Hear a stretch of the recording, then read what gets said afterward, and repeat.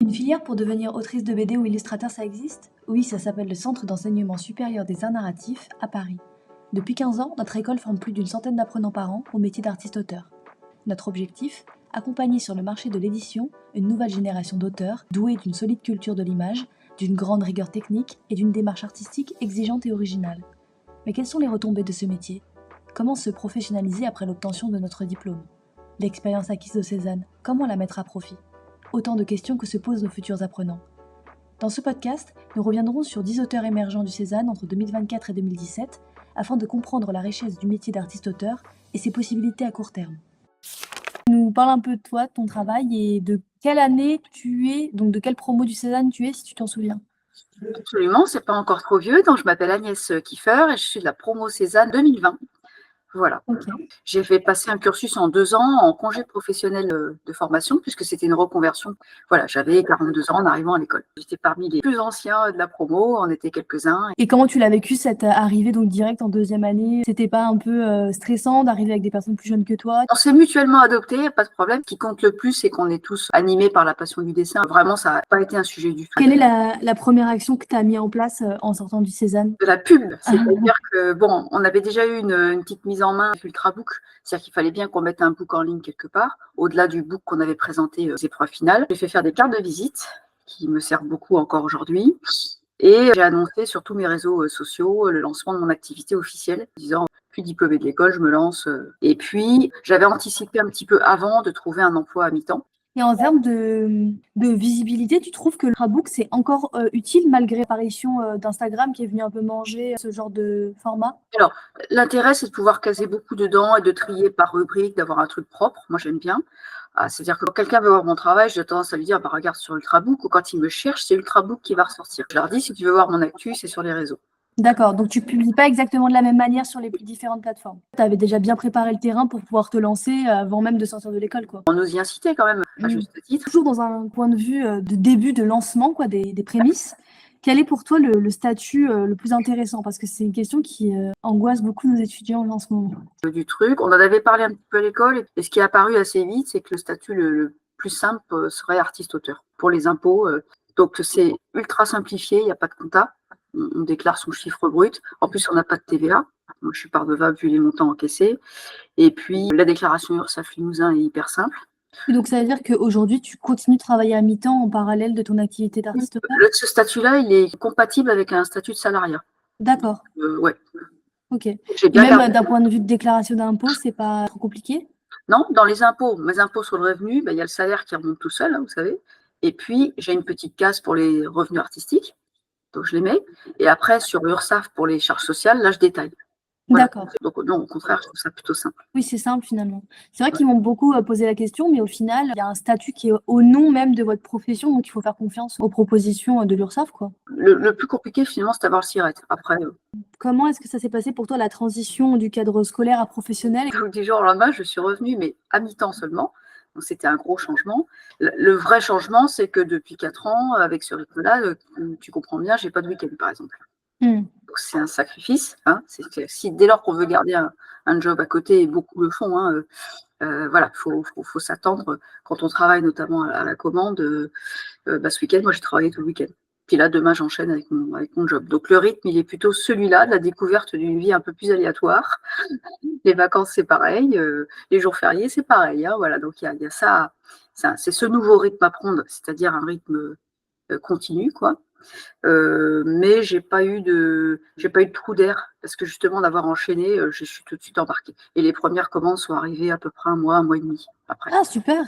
Ouais. Et toi, tu t'es toujours destiné à faire de la commande? J'ai pris le parti de l'ouvrir à tout type de commandes. J'aime bien les commandes pour les entreprises, les assos, les particuliers. Passer d'un sujet à l'autre, découvrir des univers différents, la façon dont on a appris à travailler au Cézanne m'allait très bien. Ça a vite coulissé avec les premières commandes que j'ai faites. Alors oui, une chose importante, tout de suite après l'école, j'ai arrêté toute notion de bénévolat, quoi. C'était professionnel, il faut vraiment se mettre dans la peau, se dire maintenant je suis pro, j'y vais. Pas douter de la valeur ajoutée qu'on a acquis. qui fait une différence avec quelqu'un qui n'est pas pro. Voilà, je dis ça parce que parfois les étudiants se disent mais combien je vais vendre mon travail, etc. Il ne faut pas se brader, il ne faut pas se sous-estimer. Et le fait d'avoir gardé une activité à côté, relativement rémunératrice, ça permet aussi de refuser des commandes. Moi, il y a des choses, le client ne veut pas payer, je ne vais pas travailler pour lui. C'est vraiment quelque chose où il faut être assertif à ce niveau-là et refuser de se brader, ce qui n'est pas bon pour toute la profession d'ailleurs. Enfin, oui. Vous avez bien briefé d'ailleurs là-dessus. J'allais rebondir sur ça, c'est qu'en réalité, se vendre à un prix inférieur, c'est même pas donner de la valeur à son travail. Le montant aussi va faire comprendre aux commanditaires que, en fait, ce qu'on lui demande, ça vaut ce prix-là parce que vous avez une expertise et une expérience qu'il n'aura pas ailleurs. Après, moi, j'ai l'habitude d'associer le client au processus, différentes étapes de livraison, les machins, les concepts, les trucs. Et en fait, il comprend pourquoi je vais lui facturer tel montant. Toi, tu détailles sur ta facture les étapes de création. Ouais. Un truc auquel on peut se raccrocher de temps en temps, c'est estimer un peu le nombre d'heures. Au début, c'est difficile. Le temps, ça s'installe. Moi, je dis toujours, je ne veux pas être payé moins que quand ma fille fait du babysitting. Ouais. Voilà. Non, mais ça donne une idée. Ouais. Je vais enlever les charges, les impôts. Combien il reste? Donc, si c'est 10 € de l'heure, je ne prends pas la commande. Non, mais c'est très, très important d'avoir ça en visu. Quand on hésite, il faut ramener au temps. Au temps passé, pas un mauvais calcul. Même s'il y a plus que le temps, évidemment, on le sait tous. Parce que là, c'est rigolo. Là, je viens de travailler sur une commande ce week-end pour des particuliers. Ce qu'on leur vend, c'est un concept, en fait. Au-delà de la réal, du savoir-faire technique, artistique, on leur vend une idée, en fait. Et ça a un prix. Ils se rendent bien compte qu'ils achètent plus que ça. Donc, il ne faut pas hésiter à le facturer. On a déjà plus ou moins répondu à la question suivante, parce que la question d'après, c'était combien de temps t'a-t-il fallu après le Cézanne pour obtenir une rémunération de ton travail? Mais tu m'as dit qu'au bout d'1 mois et demi, tu as eu les premières commandes. C'est ça. Donc tout de suite, tu as été embrayé. Mais donc c'est parce que tu avais déjà un carnet de contact, tes réseaux sociaux, ils étaient déjà alimentés avant le... Alors oui, j'ai tout un réseau d'anciens collègues, notamment, d'amis, de machins, de famille, de trucs, ça génère automatiquement quelque chose. Il y a aussi Ultrabook, quand vous êtes nouveau dessus, j'ai compris, hein, les gens, ils regardent, ils aiment bien la nouveauté, ils aiment bien les petits nouveaux talents, donc ils vont regarder. Donc ça m'avait généré 1 ou 2 commandes. Et après, souvent, quand vous en avez livré une, vous en faites la promo. C'est-à-dire que là, vous utilisez le réseau en disant, tiens, regardez, voilà, j'ai commencé nouvelle commande. Donc, bon, je parle un peu en vrac, hein, mais il y avait une question importante que dans les questions, c'est comment on utilise intelligemment les réseaux. Le fait de publier, moi, je vois des anciens qui publient rien du tout. Alors qu'ils travaillent un peu, je me dis, tiens, c'est étonnant. D'abord, j'aimerais bien, moi, voir ce qu'ils font. Enfin, ça m'intéresse en tant qu'artiste de voir ce que font les autres. Et aussi, ça montre que vous êtes actif. Ça montre l'étendue de quoi vous êtes capable d'aller. Parce que les gens se disent, Agnès, elle fait ça. Je vais lui recommander la même chose. Je ne vais surtout pas lui demander autre chose parce qu'elle ne saura pas le faire. Non, il faut vous montriez tout ce que vous êtes capable de faire. À moins qu'il y ait un choix de spécialisation. Hein, ça arrive, il y en a qui prennent un parti pris graphique ou une thématique. Moi, ce n'était pas mon cas. Et du coup, mon but, c'était de montrer une présence sur un maximum de choses. Et je trouve que ça promeut aussi un petit peu quand les gens disent t'es illustratrice, mais tu fais quoi? Il y a beaucoup de gens qui disent, c'est-à-dire, tu dessines quoi?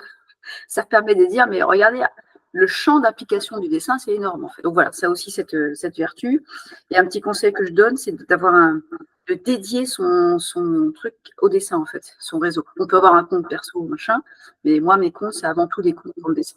C'est marrant parce qu'il y a une autre personne qui m'a dit que pour elle, les réseaux sociaux, ça permettait aussi d'apporter un côté humain pour que le spectateur puisse voir aussi la personne derrière l'artiste et donc s'attacher au personnage. Donc, mais elle voyait plus les réseaux sociaux comme un moyen de créer une communauté.